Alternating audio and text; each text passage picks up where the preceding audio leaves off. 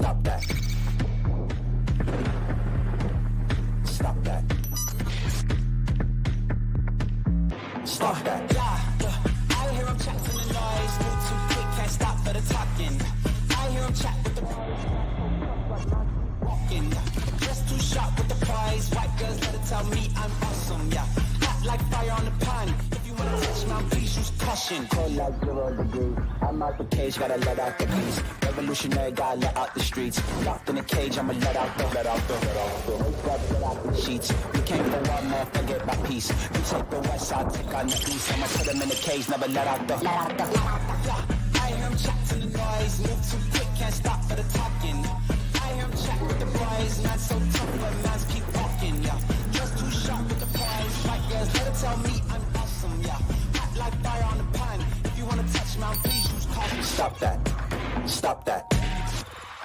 Stop that. Oops, they did it again.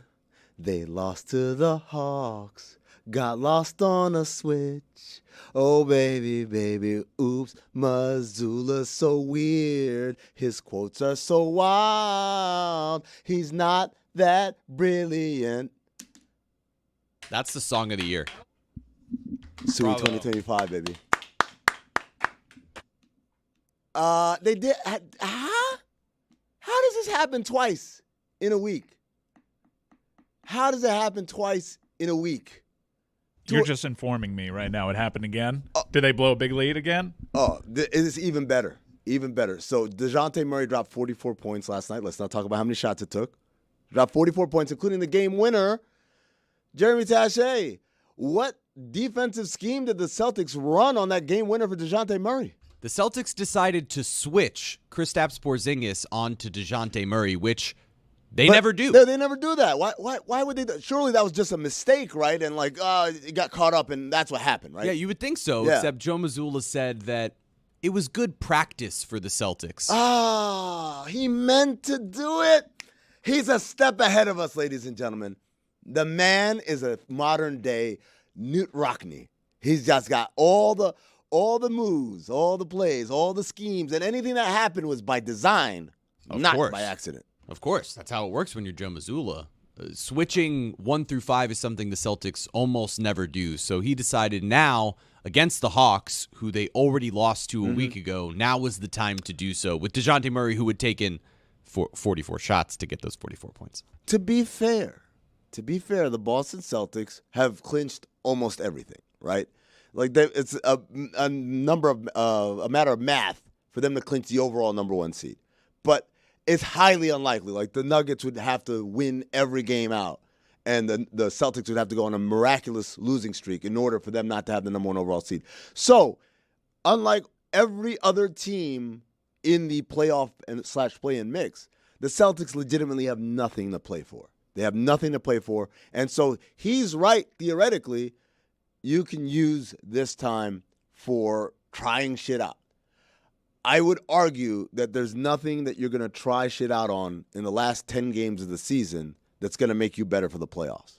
Like, habits are not built that easily and that quickly. Well, just like you'd be shocked to see a team all of a sudden throwing some zone defense in there, right? Like, the Heat have been playing zone defense all year. If they decided to play some zone defense in the playoffs, it wouldn't be shocking. But if the Celtics all of a sudden decided to do that and we're getting beat late in games, we'd be surprised by it. So I don't really understand this idea. I guess maybe matchup dependent in the playoffs, they might want to do some of that, but I don't understand why, if you're running away with the top of the conference, why you would be changing your game plan defensively now. Why not? And if you're going to experiment in a 1-5 switch, wouldn't you start doing it at the beginning of the game, not the very last play of the game? That's one of those things. Because if we're going to experiment and play with our food and try to figure out what we like and what we don't like and how things are going to happen defensively, let's start it from the rip, right? Yes. Point guard, switch with the center. All right, how are we going to defend this? But the last play of the game, not great. Yeah, I mean, it's you know what it reminds me of? It reminds me of teams that start the season saying, this is it, we're going to make the playoffs, we feel like we're going to be competitive in the conference, da-da-da, and then they're terrible, and then they start tanking, and at the end of the year, they get a great lottery pick, like, oh yeah, we meant to do that. No, you didn't. You thought you were going to be good. You thought this was going to work. It didn't. So now you're kind of playing the results as opposed to being honest with yourself. They're just bored, right? This is nothing to read into. It's funny that it's the Hawks. It's funny in the fashion that you've described these losses happening in, but this is, I mean, they have literally almost nothing to play for at this moment outside of just professional pride.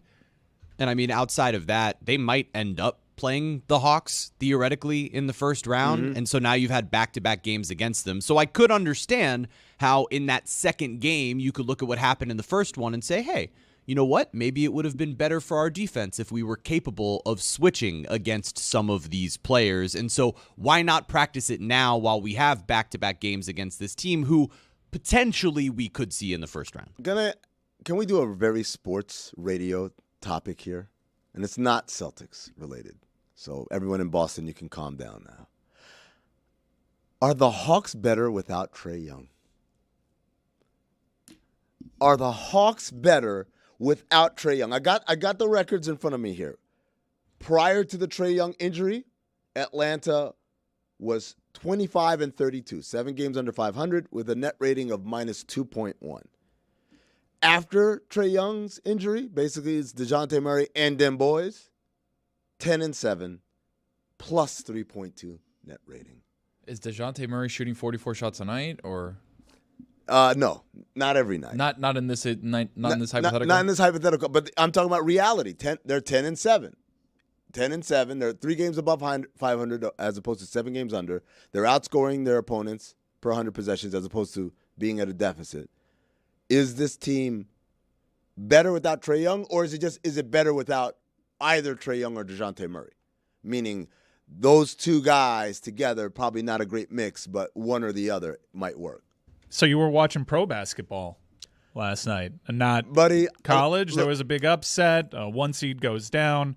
What started 2 as upsets. What looked to be a continuation of a very strong tournament for the ACC unravels with UNC going down to Alabama. But raveled with Clemson beating Arizona. Yeah, no, unraveled and raveled. Exactly yeah, right. No, the story headed into the Sweet 16 was, once again, ACC totally undervalued. People just hate on it all season long. And then, like always, they deliver in the tournament. Clemson proving a lot of people right. Arizona, again, chokes it away. I thought if anybody had an opportunity, because there hasn't been a team on the West Coast to win the men's basketball tournament since, 1997? All the stars were aligning for Arizona. They had a really good season. The Final Four was in Phoenix this year, and they biffed it. Somehow it's still Sean Miller's fault, right? I don't know how, I don't know why, but it is Sean Miller's fault that Arizona still can't make it to a Final Four. Yeah, but then UNC takes away all the ACC feel good, and it really shouldn't be that way. Alabama's a really good team. Yeah, 1-4 isn't a crazy matchup in terms of an upset, but you weren't watching any of that. I tried to watch UNC Alabama. I tried to watch Iowa State and Illinois, and it's woof, man. I can't imagine how people watch this and are entertained by it. I just can't. It is a tough watch. The games, I mean, it was a lot better last year for reasons I haven't quite been able to put my finger on. The tournament was just spectacular. I think I have some fixes for college basketball. That has nothing to do. Look, the level of play is bigger the balls? level of play. Not bigger balls, no. Although we'll get to that in a second. I think the level of play, you have to understand, right? Like when you're watching NBA basketball, everybody on the court was somebody somewhere else. They were the man somewhere else. They were the best of the best somewhere else.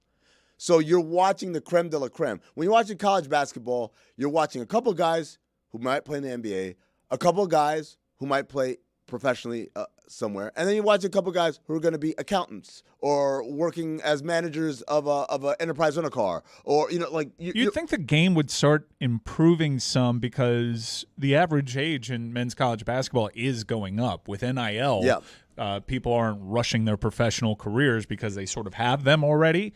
I know Nigel Pack is coming back to Miami. He's part of that class that is the last of its kind, the COVID year, the extra COVID year that these people have. Some of these players are in their mid-20s. Armando Bacot played for like 100 years. Yeah, he started playing before Patrick Mahomes had won a Super Bowl. Yep. Who's the guy? He went to Harvard and then he transferred to Howard, and he's literally in his 8th year of eligibility. He's been playing forever. You would think that would make for a more appealing game, but the game that just means you're not good enough to play in the NBA. They're just like fortifying. They're just fortifying bad habits. I think it just goes back to the talent levels. The talent level, you're gonna have to accept it, right? But I've got some structural changes for college basketball, right? Number 1, 24-second shot clock. Everywhere, this isn't an NBA thing. Everywhere around the world, when these kids, the best college basketball players, get to play for Team USA's under 21 team, under 16, they're playing with a 24-second shot clock over there.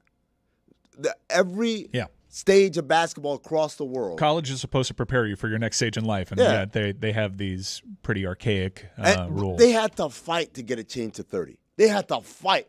That's a great change because the finish to college basketball oftentimes is laborious because of that 30-second shot clock and the fact that they're not as good from the free throw line. You have the 1-and-1s. It's just not a great watch down the stretch. Laborious deal.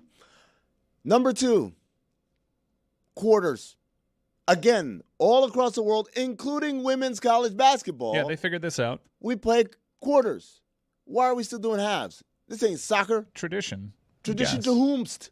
Yeah, I don't know. Not to this sport, because this sport all across the world has accepted. You don't want the rabble-rousers at Tobacco Road to start raising a fist. Well, number 3, the international three-point line. Why have a random-ass three-point line? It's not the high school one that it used to be. Man, It's not the NBA line. That's the first one I'm going to push back on. You don't like the international three-point line? I don't think they should move the three-point line. Like, the sport's bad enough as it is, so why make it more difficult for these guys that are on the court that already have limited range? Play basketball. You don't have to shoot threes. Work out more. Yeah, you can get better. Play basketball. Or you could do other things. Like there's not a magnet on it, is there? Not that I know. There's not a magnet on it. So why? Like I just don't. If they just standardize the rules to international basketball to where everybody plays, I think the game would be better. But can you get it off the rim like an international basketball? What about smaller balls? Even smaller balls. I can attest. Smaller balls, not a good thing. It's hard. Let me just say that. Number 4, and this one's big. This one's big, guys. You ready for this? Get this possession arrow the F away out of my life. They're not 9 years old. I hate that. They can jump. I hate that. They tied it up. Let's jump. Yeah. What's this like? Jump ball. Yeah, I do like how the call. What's the call, Tony? The call is We're going that way. no. But what do they call the call when it happens? Two guys. They call tied it up. jump ball. They call it a jump ball. Well, some people just refer to it as a possession arrow. No, the In high possession. school, yeah. The possession arrow tells us where we're going, but in the moment when it's tied up, the ref call is Jump ball. he doesn't go. Yeah. He goes 2 thumbs up, which Yeah. means jump. We're jumping it up. You can make an argument for that because it does play into the strategy defensively. Like No, it doesn't. more people go for tie-ups than Yes. stopping because the weird possession arrow thing. How about play defense? I really hate to push back on one of your suggestions, Amin, but I believe college basketball a couple of years ago changed their three-point line to the international three-point line. Well, there you so go. you're already there. There you go. See, Well, affecting change already. We're we halfway didn't home. even notice. Already doing it. That's a bad look for blue blood. I didn't Oh, notice that. you're the blue blood. I was Yeah. like, But you have to keep in mind, like, college basketball only started mattering in this country last year. oh, that's right. This is, I love. Well, 2 years ago, the Elite Eight run. You know what I love about this take, Mike, is it's very similar to I stand by this. I guarantee it. I'm gonna look right in the camera. Vanessa Carlton, 1,000 Miles was popularized by the movie White Chicks. 100%. Nobody was checking for it. Yes, it came out a few years earlier. Nobody was checking for it. And then White Chicks comes out. And guess what? International phenomenon. Terry Crews, most specifically him. Yes. And my people were checking for it. Not really. Like that was like your deep cut. Like I got some shit for you, and you put it on, and people at the party. Can were you like, imagine? Okay, all Can right. you imagine playing 1,000 Miles as a deep cut? Yes. Like Yes. really, truly. You know why I can imagine it? Because I remember it. I remember it as a deep cut. They used to play 1,000 Miles in the movie theater. You go to an AMC movie theater. Before the movies, before the previews, there were commercials. You get a Coke commercial. You get a commercial for like Progressive Insurance. Like a local dentist we get in there. Local dentist. Hey, by the way, you can rent out this theater for parties. Have you seen the Reddit thread that 1,000 Miles is about Dennis from It's Always Sunny? Yes, I have. I don't believe it. Not my Glenn I want to Howerton. believe it. Not my Glenn Howerton. I mean, I want to believe it. The case that they lay out, it's one of those theories that is just so good. Like, go ahead, let's run with it. They kind of narrow it down. If you don't know, Glenn Howerton, the actor who plays Dennis on It's Always Sunny in Philadelphia, a lot of people don't know this. He's Juilliard trained. Like, this isn't just some funny guy who does some silly shtick on the show. He is a classically trained, the best among us, right? Like, this, when they identify you, Jeremy, your dream watch was... Blackberry, and you can find out what a great actor he is. Watch It's Always Sunny. Well, yeah, of course. But like, if you're looking for like the classically trained actor range element, oh my god! Although the podcast has revealed that Dennis is just who he is. Absolutely, he is 100% Dennis. But he always talks about like, I'm so different from my character on the podcast. Not at all. But then he gets irritated about the weirdest things. And it's perfect. Yeah, the Reddit theory puts out like a couple suspects, most notably among them that aren't Dennis from It's Always Sunny is Anthony Mackie. I believe that one. A lot more. Anthony Mackie sounds like the kind of guy who might break a girl's heart to the point where she has to write a song like that. So the Dennis system doesn't mean anything to you? The Dennis system means everything to me. I have a It's Dennis. in there. I have a Dennis system. Is The it? Dennis system, that would be a byproduct of the Dennis system. Does he right talk there. about engaging physically? Interesting note. She wrote the initial piano riff for this song at her parents' house in Philadelphia. Okay, hold on. Wait a second. Hold on. Let me put some pimping in this. Hold on. So, Vanessa Carlton goes to Juilliard. Glenn Howerton goes to Juilliard. Glenn Howerton, good-looking dude, golden god, according to some people, employs the Dennis system on her. He demonstrates value. He engages physically. He nurtures, et cetera, all the way, and then separates entirely at the end.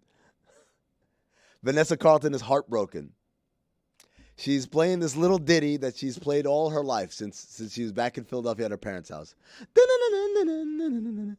And then the words start tumbling out of her, pouring. And she's like, I got to write this down. She's writing down, I could walk to the sky. Do you think time would pass me by?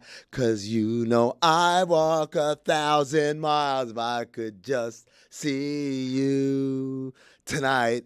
And she's like, oh my God, no. Rushes to the studio, records it. She's like, guys, I think I have a hit. Label manager comes in and is like, okay, he's at the recording studio, hit it at the session. And she's, no. She sings a song and the guy's like, oh my God. We've got it. We've got a banger. Immediately gets on the phone. We got to print out zillions of copies, send it to every Sam Goody across the country. This is going to light the world on fire. They put it out. I think Sam Goodies were still around when this song came out. They seed it to all the DJs. This is the newest, hottest song. This girl is a Juilliard. They were on their last legs, though. They thought, right? And then like DJs were like, it's cool. No, it made TRL. It had a moment. It reached number 6 on the Billboard charts in 2002, and then White Chicks came out in 2004 and it resurged. No. I'm sorry to burst your bubble. This is like the international 3-point line. You went to the strip club, and the DJ would put it on, and then everyone would look at him like, who requested that one? Like, okay, my bad. Dude, it's still getting rotation in top 40. If White Chicks is being filmed, like it's probably charting at the time White Chicks is being filmed. No way. It was like everyone was like, yeah, I've heard it. I'm not really that crazy about that song. And then it disappears, and Vanessa Carlton's like, my life is ruined. I put my heart and soul into this. This timeline does not work out. I thought this was going to be the biggest hit. I was going to be rich. I was going to be like Mariah Carey, just hit after hit after hit. Instead, She did have 2 hits. Instead of Mike Snow. And I have this one-hit wonder. And I wrote a pop song that people forgot. Mike Snow isn't a one-hit wonder. It reached number 1 on the Billboard Top 40 in 2002. Mike Snow was a one-hit wonder, and then he wrote A Pill and Ibiza because he was a one-hit wonder. That's Mike Posner. Mike Posner, my bad. Yeah, Mike Snow is fronted. It's a collective. All the Mikes look alike. Great producers. All the Mikes Andrew look alike. Wyatt's won several Oscars for his work. Mike Posner, one-hit wonder until he wrote A Pill and Ibiza. Andrew Wyatt, by the way, kicked a speaker at my wife at a Mike Snow show. Really? It was at Faena. He It was kicked- like the first show at Faena. I went to go see Mike Snow, and we were sitting in the front. And during one of the songs, he goes to do a frontman thing and step up on the speaker, kick the speaker out from underneath him. It goes flying at my wife's knees. We got free cocktails. I thought you were gonna say like Wyatt was playing and it was like, "Lady, I said move." And No, then he was speaker. he was feeling it, and then the speaker flew out from underneath him. He was very nice and kind about it. Checked on her, but it was awkward. Back to my Vanessa Carlton story. She's bereft. She's got bills. Who's Mike Snow? Mike Snow is It's a band. It's a Yes. band. Yeah. But there's no one named Mike Snow. No. It's not a person. No. It's like Pearl Jam. So It's who like kicked Alice, the speaker? It's like Alice Cooper. It's like Pearl Jam. Like there's no lady named Pearl. I know, but if Mike Snow kicked the speaker at you, No, I said it. Andrew Andrew Wyatt Wyatt. did. Yeah. Thanks for paying Andrew attention. Wyatt. I don't know what the hell you guys are talking about at all today. I Like, know. I'm super I can lost. tell. The Dennis Yeah, system. you have I don't know who the hell Dennis is. Dennis from It's Always Sunny. Always dude. Sunny. I've seen that guy. That guy seems kind of like a Yeah, that's arrogant.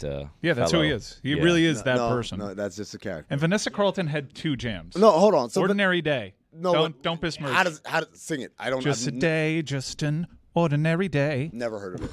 Maybe if she gets into White Chicks too, then I'll know that song. So anyway, They can't do White Chicks she's, too. that will not happen. She's bereft. She's got bills to pay. She bought all this stuff thinking she's gonna be a big star. She's not. On credit. Like yeah, and now it's The like timeline does not support this. she's theory. got like them pink envelopes that come in when you're really really late on your bills, right? And then in 2004, all of a sudden she starts getting royalty checks. Like what's this? Another one? Wait, I could pay off. I could keep the house. I could keep. What's happening? She calls her agent. Like, what's going on? Why is this happening all of a sudden? Like, haven't you heard? Your song is a massive hit. Like, wait, I thought it failed. Like, no, some movie with the Wayans brothers put it in there, and because of that seeding, now we're rich. And she starts crying and sobbing, and she says, "Thank you, Sean. Thank you, Marlon. Thank you so much. Thank you, Terry Crews." And the rest is history. Actually, she helped Terry Crews out just as much as he helped her. Ridiculous. What? We're not for that scene, and Terry The just Longest nails. Yard? Terry nails the assignment. Yeah, but he got all those roles after White Chicks. It was the guy from White Chicks that was pulling all those roles. Training Day? I think Terry Crews would even tell you, and it's probably been on record, that the role in White Chicks changed his life. Prove it. I'll find an Yeah. interview. You're just throwing out like his career like improved drastically after White Chicks. I don't know about that. Look it up. You don't know that his career after White Chicks is better than his career before White Chicks? The only theory that has actually held water was the one that you didn't want to believe with Dennis. I don't even understand this argument. You want to believe it's Anthony Mackie. Oh, he was in Friday After Next as Damon? Come on, man. Making his pecs jump? Was he hosting America's Got Talent before White Chicks? Did White Chicks do that for him? yeah. He says it did. 100%. Or did Soul Plane do that for him? No, he probably. Don't forget The Longest Yard. Yeah, well, and don't forget Steve St. Martin Martin. Get also. out of here. My bad. Yeah, but I don't understand. You can just fold. That's a losing hand. I'm right. History will prove me right. I mean, even your basketball like takes on how to fix it. One of them was wrong. Which one? The 3-point No, line. It it wasn't was right. wrong. It It was was right. right. It was just they did it. Yeah. They You did- can't Well, lose now an what do they argument do? if you Because it's- never stop arguing. Yeah, but The argument hasn't ended. so what do you do with a 3-point line now that you found out that they've already done that? Do you Check move it it off the closer, list. No, or check it No, off that's, We're good. yeah. oh, you think perfect? Perfect. Well, like we were one step into the Amin plan. Uh-huh. Look, how many times do I have to prove to you guys that the Amin plan works? Right? If you just complain about something long enough, they end up changing it. Look at the All-Star. I fixed All-Star Weekend. You're You welcome. did. Nobody thanked me for that, You by did. the way. You did 100%. and Nobody thank you. thanked me for No, that. I'm thanking you right now. You're welcome. Yes. Billy's scoffing back there. But you know what, Billy? Nobody went on any national media platform and argued about All-Star Weekend year after year, other than me. They'd say it quietly behind the scenes, though. I'm not scoffing at that. If anything, I'd say that you could be right about Terry Crews because Soul Plane was before White Chicks. So you could argue that Soul Plane got him White Chicks that got him all the other stuff. So you can say White Chicks changed my life, but had he not been in Soul Plane or Starsky and Hutch, He was in would he train- have been in White Chicks? Training But he Day was in before all training that. day before all that. Yes, training day, and also the 6th day. The 6th day is really the one that changed his life. Shout I out think we to can Arnold. argue. Yeah. That's a banger, by the way. Future Cinephobe. Arnold versus the Devil. I'm in. That's end of days. Oh. You're wrong again.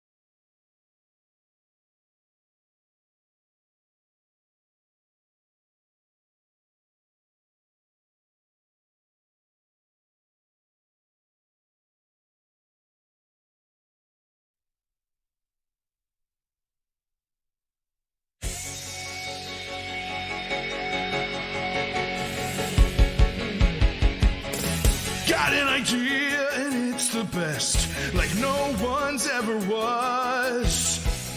Real ballers know that it's too small, enlarging it's my cause. Let it resound throughout the league, spread it far and wide. Make Adam Silver understand the power that's inside. Bigger balls, let's say basketball. We all agree they're hitting too many threes. Bigger balls. Oh, and this could end a most disturbing trend. Bigger balls, let's say basketball. You know it's true.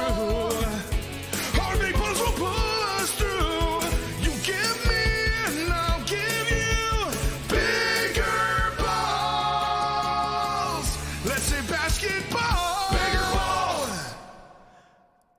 I love that in the middle of that song, Lewis very helpfully whispers in my ear, by the way, this is a Pokemon parody. Like, really? No shit. I have kids. Bigger balls. Tony, you have a rebuttal. I've got a rebuttal to bigger balls. Yeah. And as Mike was saying it the other day, it made me think. I'm like, bigger balls. I'm like, okay.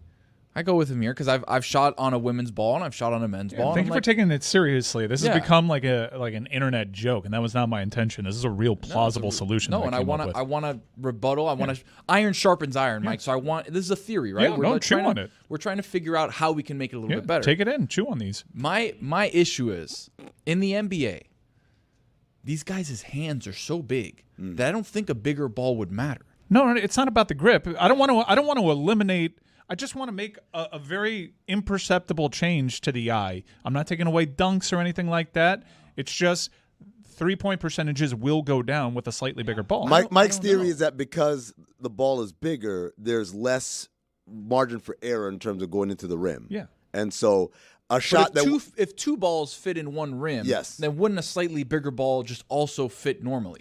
Right, but because you're shooting one at a time, not two. I'm not trying to make a carnival game here. I'm trying to make a very slight change, and I don't appreciate like people not taking me seriously just because bigger balls is a catchy little slogan and it's got a Bigger balls! and it's got a great song right now. But I do think that this is a solution to something that ails the NBA. I would argue that smaller balls, given my personal experience, smaller balls are the way. You want to make it harder. You want to make people completely lose their shooting form. Make the ball smaller and Really? lighter. Yeah, hard. Lighter's yeah. terrible. Lighter's terrible. is Lighter's tough. You terrible. feel it just like the wind is carrying it. Like the AC of the Oh my of the God. arena like blows it But off they'll, course. they'll no doubt adjust, and then the percentages will skyrocket with a smaller ball. Bigger and lighter.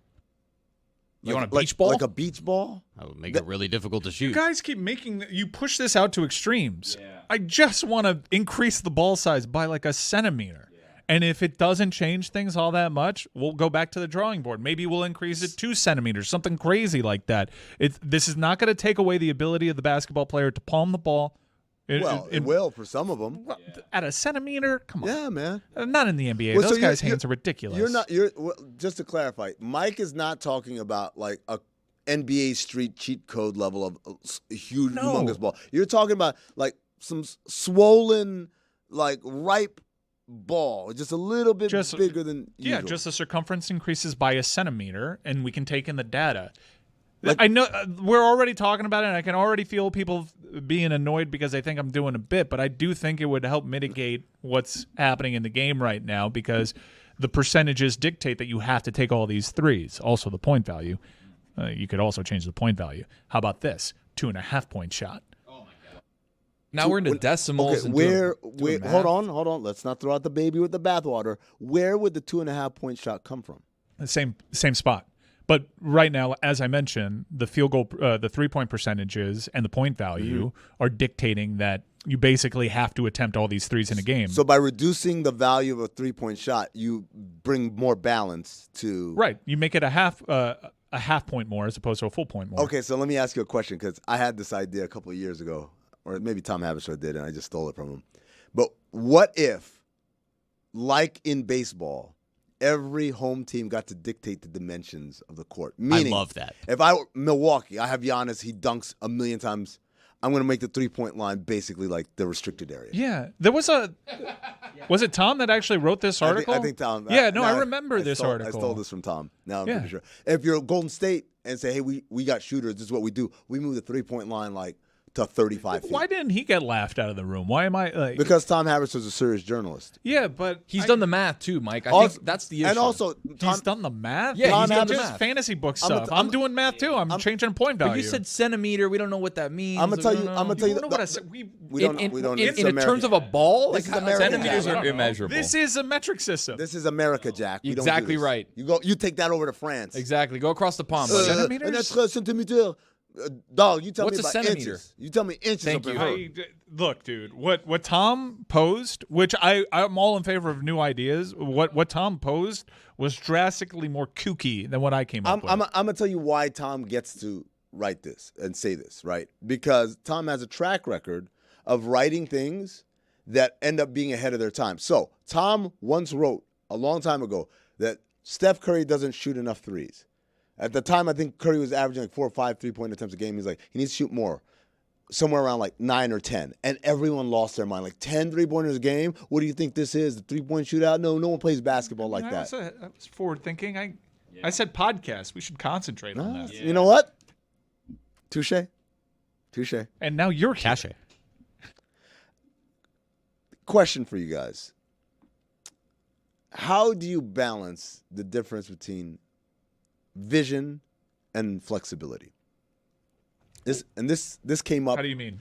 So this came up for me when I was. Are we still talking about the bigger ball thing and No. changing the game? Because No, that is a vision. That is vision. And he didn't totally dismiss my 2.5-point shot as opposed to a 3-point shot. I'm intrigued. It's not that hard of a math problem. It's just they make 2. You're back. How about to a nice round number. smaller inside 3-point line that's 2.5? So like the mid range game has basically disappeared. Nobody's shooting mid range shots anymore. But what if you make an arc that's basically in the mid range? You can make 2.5 points. Do you think the introduction? This has actually been tossed around, the 4-point shot. Do you think the introduction of a 4-point shot would change the game, or just make things worse? It would make things worse. It would make people start to. At first, it would be great, and then at some We'll point, have great rebound pe- opportunities. people would start really in earnest practicing those like 4-point shots, and then it would just dominate because everyone would be like, "Why would you take a 3? Take one step back, take a 4, or whatever." So I'm not a fan of that. But I asked a question about flexibility and vision, meaning it comes up in a lot of different instances all across sports. The example that came to mind for me was there was a news report that the Rockets had a deal to send Jalen Green to Brooklyn for Mikal Bridges, right? And they were going to send a bunch of picks and Jalen Green to Brooklyn for Mikal Bridges, and ultimately I think the Nets turned it down. And then Jalen Green now has had this most incredible run of his career. And I say, vision says, hey, we already didn't believe in this guy. Let's not get seduced by 10, 15 games. Let's still try. And now it's even better. He's played his value up. We can get more. Flexibility says, no. The plan has changed. He's good now. So now we're going to stick with him. So how do you balance those two concepts as a decision maker? Like, do I keep doing this thing that just started now because it seems to be working? Or do I stick to my overall vision? I had a plan. I should not let this divert my plan. I think a good example is how the Miami Heat have built their roster and how they've learned from their mistakes. Maybe Tyler Johnson, you can say that was a mistake. Hassan Whiteside, that was a mistake. And they decided after getting enough data that we can let Max Strus go because we can develop another Max Strus. And it took them a couple of times to realize that they had this developmental power that can really make things easier for them if they don't just knee-jerk and give someone a big contract after career years. Well, and even to stick with the Miami Heat, like Tyler Hero is a great individual example of this, where every year are the Miami Heat going to capitalize on what his value is as a young player to trade him for a older veteran player who's already established, or are they going to let him try to maximize his ceiling as an individual player? And so if you look at Jalen Green, a young player who seems to be getting better, and you could say, oh, don't let yourself get fooled by X amount of games. There's a lot of Heat fans, and I wouldn't agree with this, that said, oh, the Heat got fooled by the bubble right off the bat. He played so well in the bubble that they thought his ceiling was here, and so in turn, they've been waiting for that to happen and haven't been willing to make that move. I would obviously disagree with that and say, look, this player continues to get better, and so you want your young players to develop and build your core around a couple of young guys. Is he that much better, though? Oh, yeah, no. Tyler? Significantly. Amin, your opinion of Tyler Hero? Has he made enough Since his strides? rookie year? Since his rookie year, I think he's better, yes, for sure. But, is he what people thought he was going to be out of the bubble? He's not Devin Booker. Kenny Perkins said he was going to be an all-star. People said he's going to be next Devin Booker. Did he improve from last season? He's not Tyrese Maxey. If he had been healthy this year, his play in those first 10 to 15 games statistically would have put him closer to that conversation. I of don't borderline disagree, all-star. but at this point, the injuries are part of his No, that story. does matter. It's no different than what Jazz Chisholm Jr. is with the Marlins, where you got to be on the floor to be able to produce and be that guy. I think on the flip side of that, too, there's a lot of sunk cost fallacy where people, especially in the NFL or in the NBA, where you have a lot invested in a number 1 pick and a number 2 pick and a lottery pick, that your quarterback, where you're looking at and being like, we've sunk so much into this guy already. He's not panning out, but we have so much invested that we need to kind of ride it out just to see if he turns that corner. And I feel like a lot of people get stuck in that. I think it's the opposite, though, a lot of times, right? A lot of times it's not like, hey, he's bad, but we got to keep sticking with it. It's, hey, all of a sudden he started being good. You knew. This happens a lot with coaches. We're like, you knew this guy wasn't the guy. And then, but now because they're winning, all of a sudden you're like, well, I guess he is the guy. No, you know he's not the guy. Just make the move. But how do you balance that with the other thing, which is what you got to give it a chance. You got to give it a chance to play out. And the flip side of that is Shai Gilgeous-Alexander being traded for Paul George, where the Clippers seem to know, this guy's going to be great, but we have to make that move right now. If you want Kawhi Leonard. That's why they did it. Right. If you want Kawhi Leonard. All right. Let's take a break here. When we come back, the Panthers lost, but it turns out it was good news. Mike Ryan will explain right here on the Dan Le Batard Show. Bigger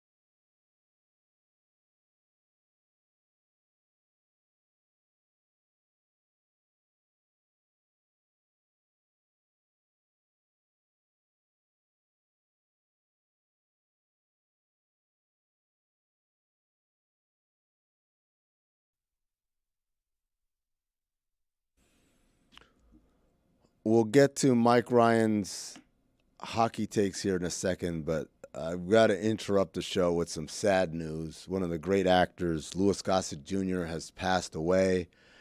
Cause of death is unknown, but he is a cancer survivor. He had prostate cancer about 15 years ago. So he passed away at the age of 87. Is this one of those like generational things? It might be. Might be. I remember him most from Officer and Gentleman. He won an Oscar in that role, the first black actor to win in a best supporting actor Oscar. File, by the way, that movie still holds Great up. movie. Carries her out. My man Richard Gere carries her out at the end, and we get "Love Lift Us Up Where We Belong." Great song. Man, that's your third song of the day. You're just going to dominate the Super Bowl. No one else here has seen Officer and a Gentleman? Tangentially. How do you tangentially see Officer and a Gentleman? Tangentially. He's I saw right, it. yeah. What, like you've heard other people talk about it? Yeah, I've heard other people. I know other people that have seen it. You know what happens in it? There's an officer and a gentleman. He's one and the same. Yeah, what type of officer? He's a naval officer, of course, as all good officers are. Because I was certainly hoping you thought he was like a highway patrolman. No, of course not. Come on. He's seen it tangentially. Tangentially, Yeah. I have no other people who have seen it, There you go. and they've told me, "Hey, I've seen it," so that way I've seen We'll it. allow it. In Tangentially. fact, Thank you, tangentially, watching a movie is now canon for this show. thank you. A more, I guess, recent memory would be he was in The Watchmen, the excellent HBO miniseries that I believe you can catch on Max right now. The Watch. I mean, you were such a man that you just simply don't want to answer no to that question.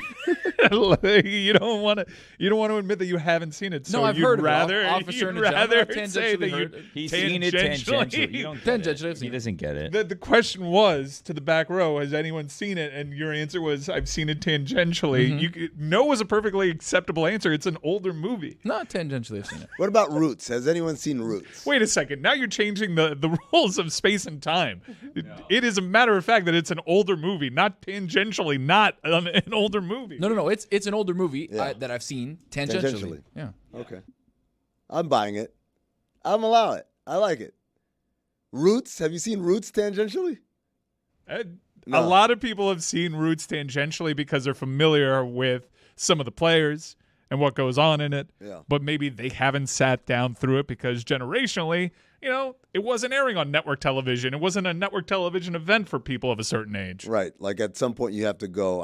I think I bought it on Amazon because I showed my kids Roots, which is a lot more like I watched Roots rough in high school. than I remember. I watched it when I was like 12, and I was like, "Oh, this is the greatest show ever." And then I watched it with my kids, and I was like, maybe not appropriate for kids. It's very educational, but they don't pull punches on a lot of that stuff. And so at the time, I think my oldest was 9. I was like, wait, why do these white people hate black people? I'm like, well, sit down. Let me explain something to you about the world, the way it was and the way it continues to be. But Lou Gossett Jr., again, amazing actor, not just a movie actor, but also TV and theater. This is we're about a month and some change after A couple Carl Weathers. black icons. Yeah, like those black are Hollywood icons. two of the most certainly. great gentlemen, right? It's not just the great thespians, great actors, but also great ambassadors And for Hollywood. officers. Yeah. Did you do The Punisher on Cinephobe? Not yet.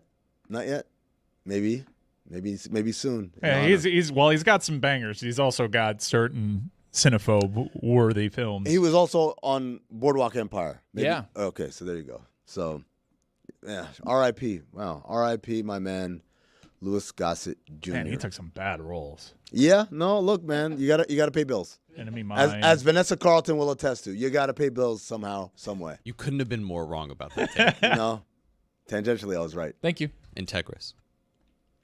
How did you celebrate the Florida Panthers clinching a playoff spot? Yeah, like Are the Panthers your hockey team? You don't really have one, do you? Or do you rep the New York teams? I'll be honest with you. I used to when I was in college. I was like, oh yeah, I'm a Rangers fan. But I just like the jersey, and so that was all that it was. Now I really don't have one. What about the Coyotes? I don't know. I don't really. They look not. I want to also get like too. I wouldn't fall too in love with the Coyotes, Well, depending on their stadium. They don't even have a building. That's Well, what have you gone to a sit game? close to the ice when you see him, right? I've Yeah. been to a Coyotes game. Like, at the where they're old playing. arena. No, where they're playing now is Arizona State's arena, which ironically is a lot closer to where I live. I imagine that's a cool experience No, watching them it's- in like a that 2,000 seat venue. That building is not good. Yeah. That building's not good. Like, not good for professional sports. It's a great college. Oh, it's getting terrible reviews from players around the league. But it's- in terms of a fan, like where do you get to see a pro hockey game at a college campus? But again, once again, like it's not like the other arena was so sold out, it couldn't get good seats. You could get great seats in Glendale. yeah, they're a relocation candidate. Yeah, no doubt. I mean, it hasn't worked. And I know there's a very rabid hockey fan base in Arizona, but the reality is the economics does not support having them in state. All right, so you can be a Panthers guy. Yeah, so I got the You have the Panthers. jacket? I got the Black History Month jacket, which everywhere I go gets head turns and compliments. People love that jacket. It's a really cool jacket. I won't lie. Like I thank you, Mike, for bringing it to my attention. I thank my friends at the Panthers for helping me get it before when it was still kind of like this is a limited item. I took off the fuzzy collar. Really? No, got to keep the fuzzy collar. I don't got the chutzpah. I have a question for you as a former front office person. Sure. And maybe you know the answer to this and maybe you don't. Wow. So I saw that Nelson Cruz, baseball player, signed a one-day contract to retire as a Seattle Mariner. Mm-hmm. He One of the played for greats. a billion teams. Yeah. Now, did anyone when you were with Phoenix, did any of them sign one-day contracts? And then also, is there a financial component to that? Like in any way? So I'll answer the second question first. Yes, if they actually sign him, meaning he's on the roster and gets the like, all right, one last time. So I wasn't there when this happened, but I want to say Dan Marley got a one-day contract with the Suns at the end of his career to kind of go out on a high note. I've never experienced it. I've never been around for something like that, but like when you do the math, because the cap hit is not going to be his full salary, whatever it is, minimum salary. It's going to be 100, however, whatever the math is in the NBA, it's 1/110th of minimum salary, which is a day's worth of work.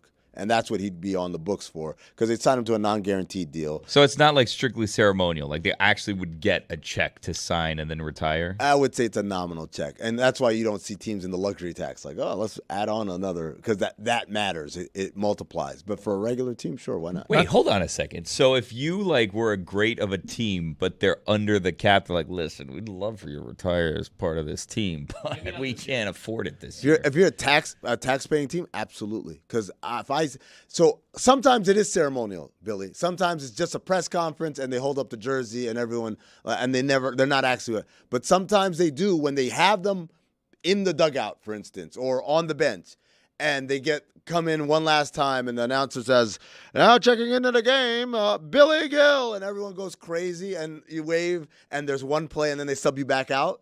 Like, yeah, that's a real contract, and that has real money attached to it because no one gets to play for free. Should Nelson Cruz probably be a Ranger?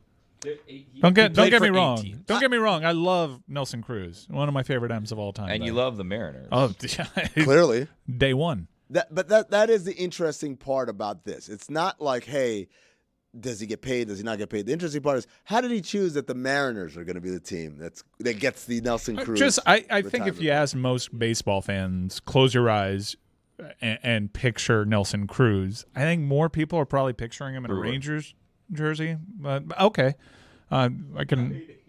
Did he play? He played 8 games as a Brewer as a rookie.